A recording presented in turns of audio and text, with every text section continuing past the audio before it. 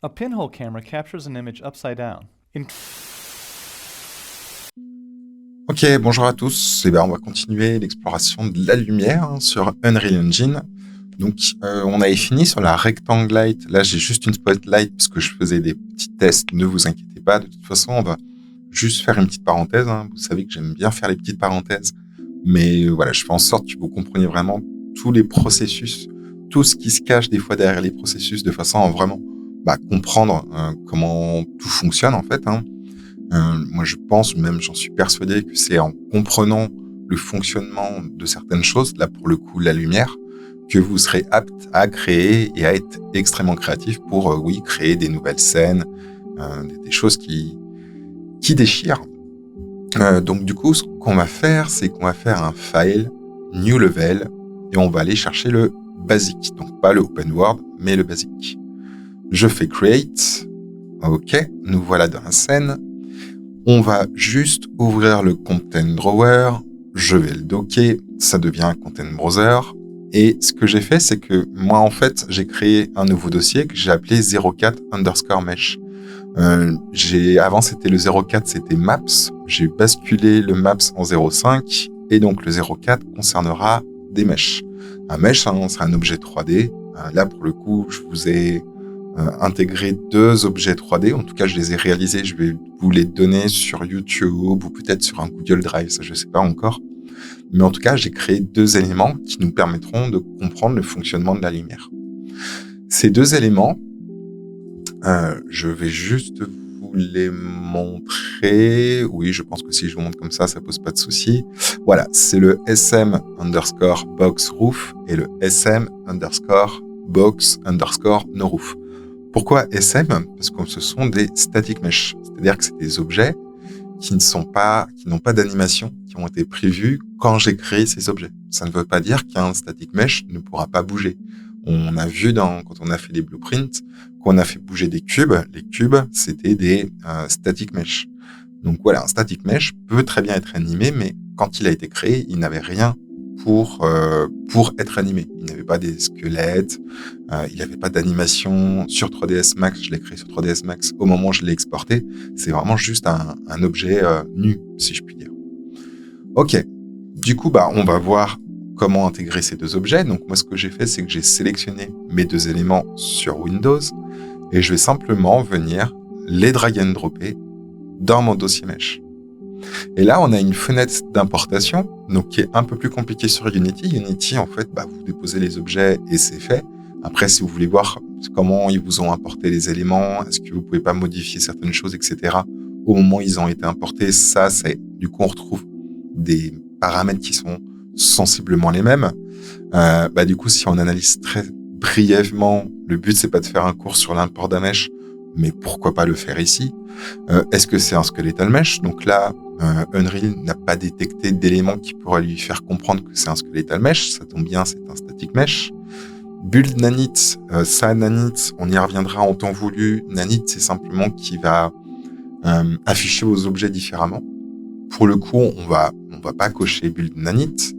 Generate missing collision, ça c'est si jamais on veut des collisions. Donc là, pour le coup, j'en ai pas prévu quand j'ai fait mes objets. Mais pourquoi pas laisser Unreal nous générer des collisions qui seraient manquantes.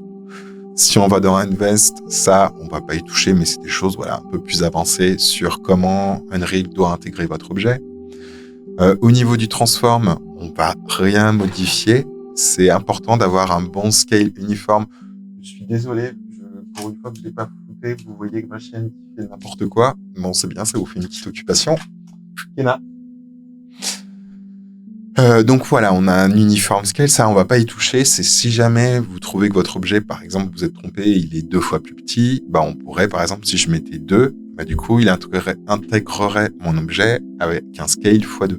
Ça, c'est super important que vous le corrigiez plutôt que de changer l'uniform scale dans Unreal.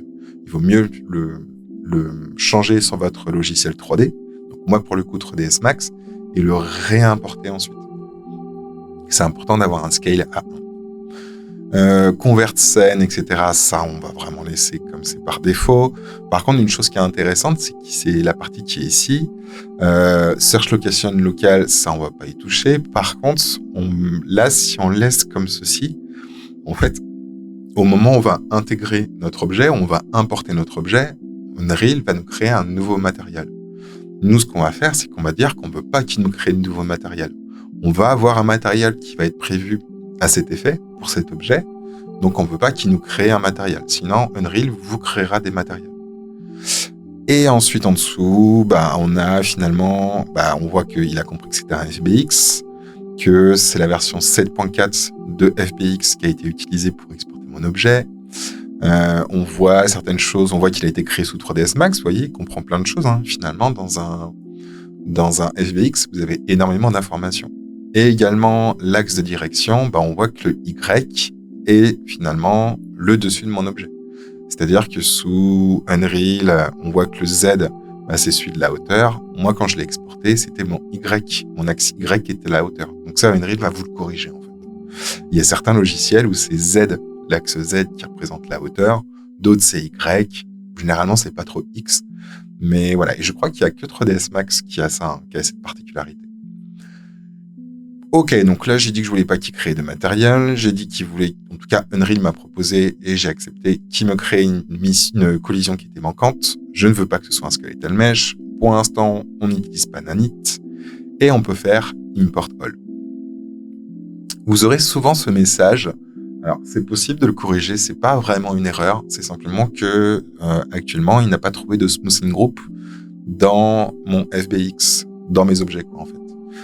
Le smoothing group, c'est souvent quand on a une sphère avec, on va dire, je sais pas moi, 30 polygones, on aura une impression qu'elle sera lisse. En fait, elle n'est pas lisse. Si on voulait vraiment une sphère sans smoothing group qui soit parfaitement lisse, il faudrait énormément de polygones. Le smoothing group, je pense que je vous l'expliquerai à un moment donné, ce serait intéressant. C'est en fait, il va y avoir une espèce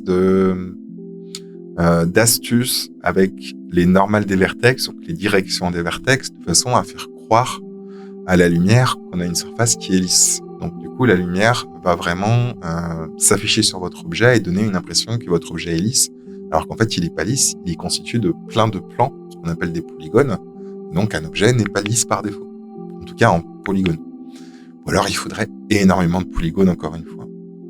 Donc ça, c'est pas très grave. Et me voilà avec mes deux objets qui ont été créés. Petite étoile, ça signifie quoi? Que si des fois Unreal plante, vous fermez Unreal, si vous ne sauvegardez pas, vous perdrez ces deux éléments. Si je passe ma souris, j'ai également une petite pop-up qui me montre comment il a compris mon objet. On voit que lui, il fait 56 vertices avec 28 triangles. Lui, on voit qu'il fait 80 vertices avec 44 triangles. Ils ont tous les deux un seul matériel, etc., etc. Donc, c'est pas mal, ça fait une petite bulle de rappel, quoi.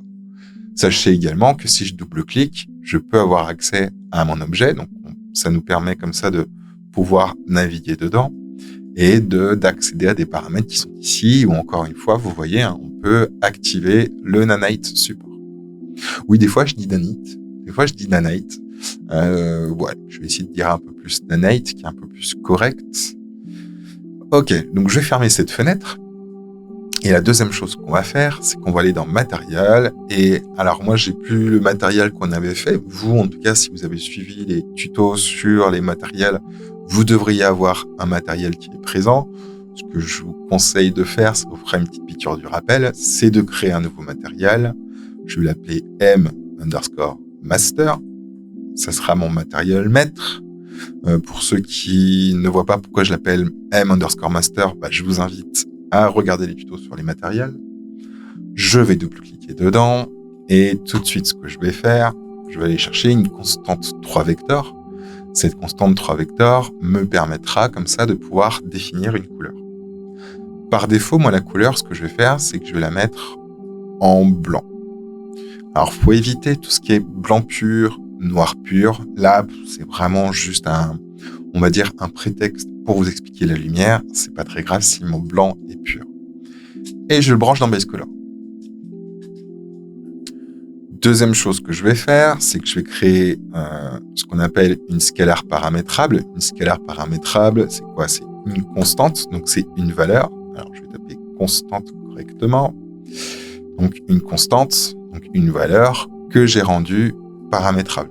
C'est ni plus ni moins que ça. Du coup, Unreal est sympa, il nous a fait un raccourci, S appuyé, bouton gauche de la souris. Je peux comme ça créer très rapidement des constantes paramétrables. Cette constante paramétrable, je vais l'appeler rough strength, force de roughness. Je vais la mettre par défaut à 1. Et je vais la mettre dans roughness. OK. Troisième chose, ce que je vais faire, c'est que je vais copier cet élément, je vais le coller ici. Je vais créer une multiplication. OK.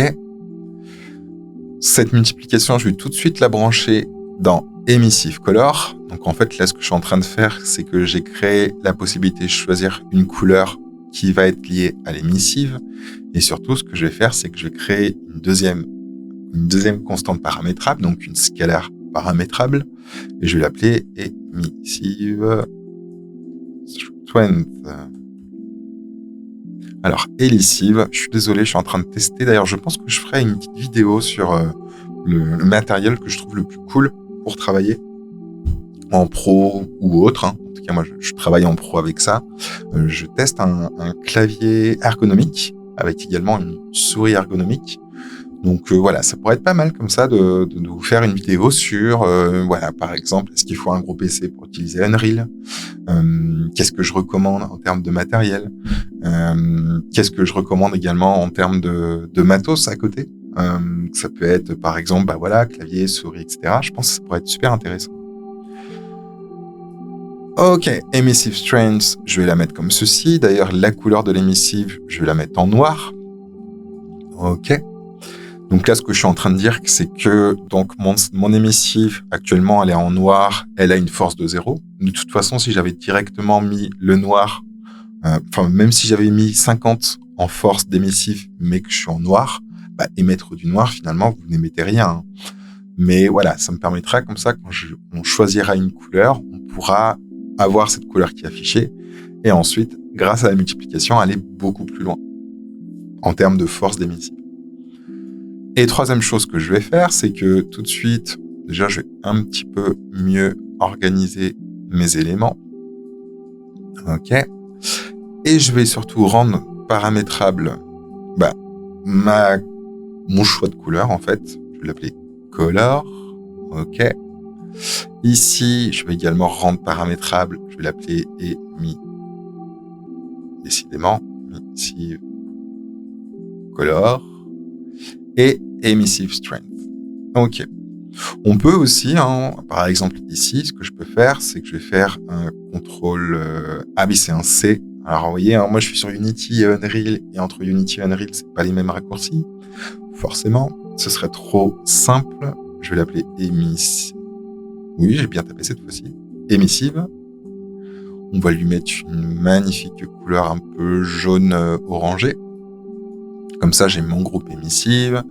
Pour la roughness, j'en ai qu'un, c'est pas très grave. Pour la couleur, j'ai qu'un node, c'est pas très grave. Et également, ce que je peux faire, c'est que je vais dire que lui, je veux que ce soit le premier paramètre qui apparaisse. Lui, je veux que ce soit le deuxième paramètre qui apparaisse. Lui, je veux que ce soit le troisième paramètre qui apparaisse. Et lui, je veux que ce soit le quatrième. Alors attendez, je me suis peut-être trompé. 0, 1, oui c'est là. 2 et 3. Ok. Donc je peux faire save. Super, je peux fermer. Du coup, maintenant ce que je peux faire, c'est que si je crée un matériel instance, on va l'appeler M color. Allez, white. Si je rentre dedans, vous voyez que du coup, j'ai mes paramètres. D'ailleurs, eux, ils sont en scalar. Bon, c'est pas très très grave. J'aurais bien aimé que tout soit directement les uns après les autres. Mais c'est normal que j'ai refait émissif qui soit dans les scalars et eux qui soient dans les vecteurs. Je suis en train de me dire, est-ce que ça mérite? Oui, on va le faire quand même. Ce que je vais faire, c'est que je vais créer un groupe ici. Je vais l'appeler math base. Pourquoi pas? Rough strengths, on va également le mettre dans mon groupe math base. Lui, math base. Lui, math base. OK. Et si je fais apply, save, voilà, vous voyez que maintenant, en fait, il n'a pas différencié ceux qui étaient en vecteur et ceux qui étaient en scalar. Si, en fait, finalement, on ne crée pas de groupe, Unreal va bien différencier ceux qui sont des vecteurs et ceux qui sont des scalars paramétrables, on va dire. Là, le fait que j'ai dit à Unreal, non, mais je veux tout dans le même groupe, vous voyez que du coup, je retrouve l'ordre que j'avais mis.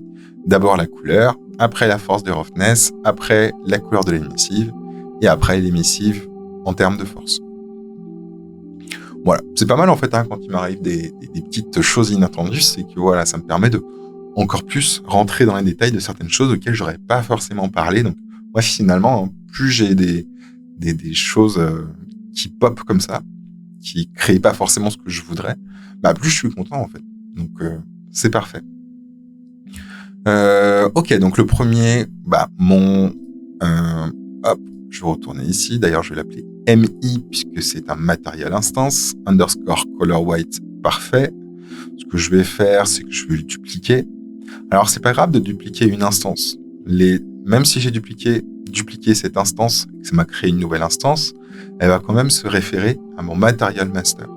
Pour vérifier, vous voyez qu'ici, celui que j'ai dupliqué par rapport à lui, son parent, c'est pas mon material instance, c'est toujours mon M underscore master. Une instance ne pourra jamais être le parent d'une autre instance, si vous voulez. Un parent, donc c'est-à-dire sur lequel elle se réfère, ce sera toujours un material maître. Donc du coup, elle, je vais tout de suite l'appeler M color blue. Tout de suite, je vais dupliquer, je vais l'appeler M color red. OK. La blue, je vais activer la couleur, sinon je ne pourrai pas changer la couleur. Il faut bien que j'active la possibilité de le faire. On va lui mettre un magnifique bleu. Le red, du coup, même chose, j'active color, on va se mettre en red. OK. Et ensuite, ce que je vais faire, c'est que je vais prendre le blue et le red, je vais les dupliquer. Et lui, je vais l'appeler M color et emissive blue. D'ailleurs, je vais supprimer le 1. Et lui, M color et emissive red. Là, on va même faire un underscore de façon à bien séparer tout ceci. Donc là, je fais juste F2. F2, comme dans tous les logiciels, ça permet de renommer. Sur Windows, vous faites F2, vous renommez. Sur Unity, vous faites F2, vous renommez. Il y a juste Stance Painter qui ne fonctionne pas avec F2. Il faut double-cliquer sur le calque pour pouvoir le renommer. Photoshop, j'ai un doute aussi. Vous me direz dans les commentaires. Donc du coup, mon emissive blue, ce que je vais faire, c'est que je vais activer la couleur et la force. Là, tout de suite, je clique sur la couleur pour pouvoir choisir la couleur dans mon emissive. Je prends la petite pipette, je vais pas m'embêter. Hop, je prends la même couleur. Et surtout, ici, on va lui donner une force de 10. Je pense que c'est pas mal. Vous voyez, si j'avais pas mis de force d'émissive, on serait à ça en termes de force d'émissive. Si je mets 10, si je mets 50, si je mets 500, vous voyez qu'on peut aller très très très loin. 10, ouais, on va même mettre 20. Ce sera amplement suffisant. OK, et emissive red, on va faire la même chose. J'active la couleur, j'active la force. Tout de suite, je vais mettre 20. 20 de force d'émissive, il n'y a rien qui se passe. Pourquoi ? Parce que j'ai mis du noir. Forcément, émettre du noir, ça va pas m'apporter de l'émission. Petite pipette, je prends le rouge. OK. Ouais, je pense qu'on va même mettre 50. 50. Non, on va laisser 20 pour le moment. C'est très bien. Ok. Et je vais quand même, je me dis, on aura peut-être besoin d'une autre couleur. Du coup, je vais l'appeler Yellow. Et on va faire aussi également un petit underscore que j'avais pas fait ici.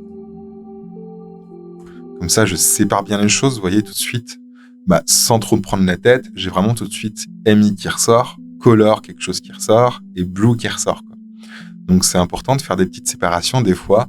Alors entre les minuscules et les majuscules, ça aide, mais l'underscore, c'est vraiment, on va dire que c'est l'espace au niveau d'énormément de logiciels. Pourquoi je dis l'espace? Parce qu'il faut surtout pas faire d'espace dans ce genre de logiciel.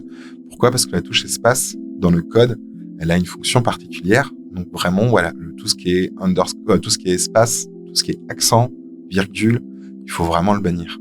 C'est super important. Donc du coup, mon yellow ici, du coup, on va venir choisir un yellow, ouais, même si c'est un peu orangé, c'est pas très grave. Je le duplique et color emissive yellow.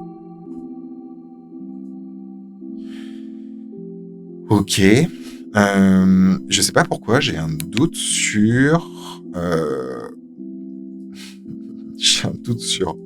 yellow. Ce serait trop abusé que je me trompe. Non, c'est bien comme ça que c'est écrit yellow. Moi, j'ai eu un doute. Emissive strength, emissive color. J'active la couleur. Je prends la petite pipette, je me mets ici. Et surtout, la force, je me mets en vent. Donc voilà, finalement, vous voyez comment créer de l'émissive. C'est très rapide. Ça permet d'avoir un effet qui est plutôt cool. Et puis, on va voir surtout, grâce à notre système de lumière qui est Lumen, comment ça fonctionne.